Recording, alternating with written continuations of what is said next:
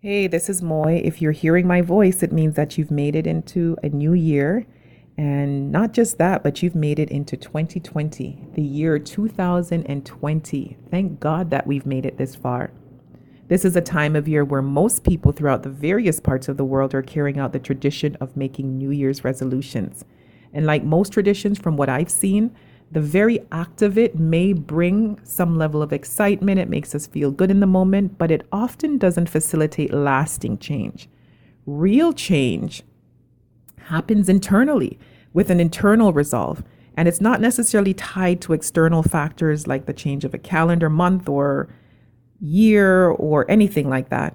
Our life experiences, however, and the events that take place in our lives will inevitably help to form our core beliefs, our core values, the way we view ourselves, the world, the people around us.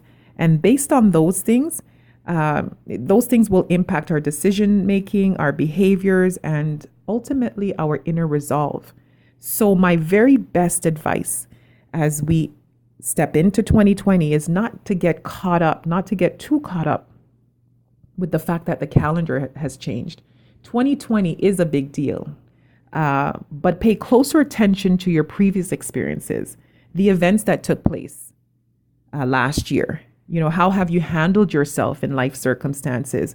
What cycles have you identified in your life? And seek to make changes that will help you to ultimately become a better person, how you care for others, how you care for yourself, and how you'll respond to life circumstances as they unfold in 2020.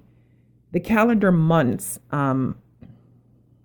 ultimately represents time, and it's a representation of time. It's not, obviously, time is not a bad thing. Time serves as a tool. You know, it's a tool for measurement. It's a tool that measures how far you've come.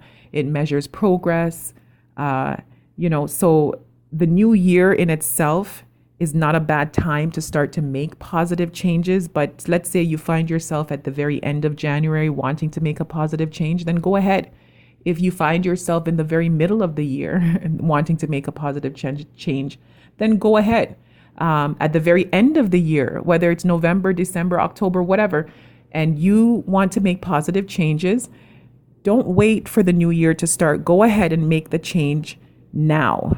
I believe that the time is always, in terms of making positive changes, the time is always now. And now is always the right time to make positive changes that will lead to positive outcomes.